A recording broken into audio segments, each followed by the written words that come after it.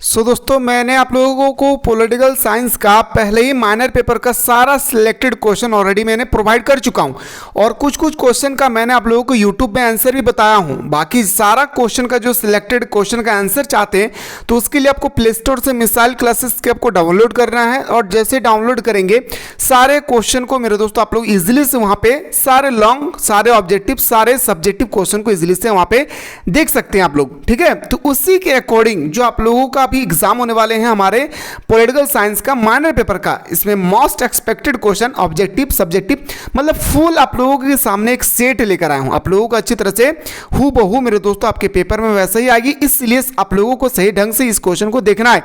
तो चलिए सर बिना देर के स्टार्ट करते हैं। जैसे कि हम सभी को अच्छी तरह से पता है कि पहले हम लोगों से ऑब्जेक्टिव क्वेश्चन पूछा जाता है। ठीक है, जैसे पहला क्वेश्चन हम लोगों से पूछा गया कि विश्व बैंक का मुख्यालय अवस्थित है, यानी विश्व बैंक का जो मुख्यालय है वो कहाँ पे है। तो हम लोगों को पता है कि ये वाशिंगटन डीसी में है। याद रखना है विश्व बैंक का मुख्यालय कहाँ है मेरे दोस्तों, वाशिंगटन डीसी में है।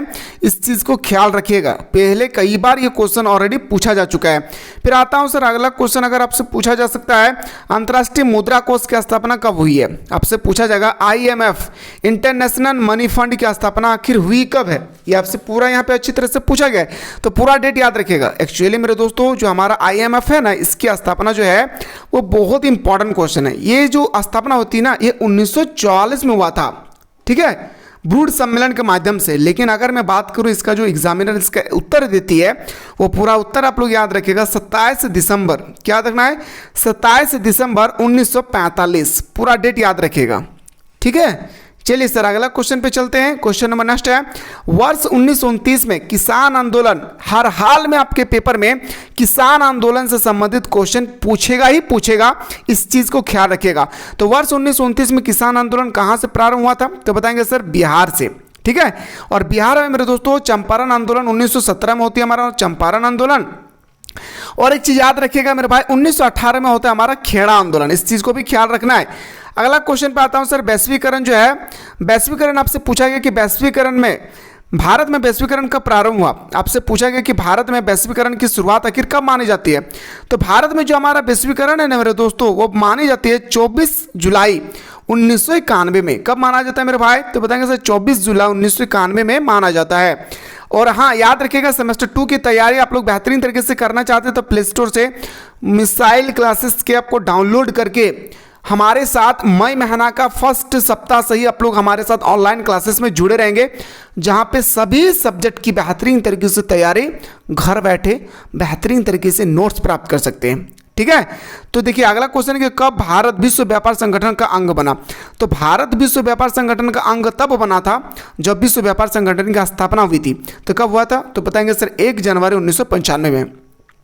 अगला सर विश्व बैंक, 5 मार्क्स का विश्व बैंक के बारे में संक्षिप्त में टिप्पणी लिखे। मैंने बताया था किसान आंदोलन मैंने नहीं बताया हूं भाई, और किसान आंदोलन में जस्ट आप लोगों का भी बता रहा हूं। 5 मिनट वेट कीजिए, मैं किसान आंदोलन जस्ट आप लोगों को प्रोवाइड कर रहा हूं। वैश्वीकरण क्या है, इसके लाभ एवं हानि बताइए। मैं कल कितना सुंदर तरीके से यूट्यूब में आप लोगों को बताया था कि वैश्वीकरण क्या है, what is globalisation, what are the profit and loss. आपसे पूछा जाएगा कि क्या प्रॉफिट रहा और क्या लॉस रहा।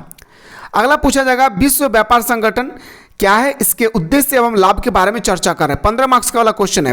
फिर वैश्वीकरण में मानव विस्थापन, वैश्वीकरण से आपसे के एग्जाम में वैश्वीकरण से संबंधित 4 क्वेश्चन आएंगे। कितना मेरे दोस्तों 4 क्वेश्चन आएगा हर हाल में वैश्वीकरण से संबंधित, इस चीज को ख्याल रखिएगा।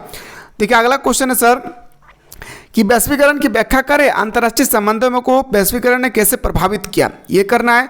फिर वैश्वीकरण से संस्कृति पर क्या प्रभाव पड़ा, ये क्वेश्चन है मोस्ट इंपॉर्टेंट। फिर एक था सर हमारा घरेलू बाजार में वैश्वीकरण के क्या प्रभाव पड़े। ये सारे क्वेश्चन को आप लोगों को कवर कर लेना है।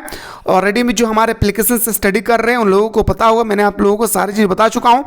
यहाँ पे मेरे दोस्तों आप लोग टाइम वेस्ट ना करें, जो एप्लीकेशन में बताऊँ D2 वही क्वेश्चन आएंगे, बस अच्छी तरह से सिलेक्टेड क्वेश्चन को देख लेना है। फिलहाल मेरे दोस्तों मैं किसान आंदोलन जस्ट लेकर आ रहा हूँ क्योंकि वो बहुत इंपॉर्टेंट है। बात करते हैं नेक्स्ट वीडियो में।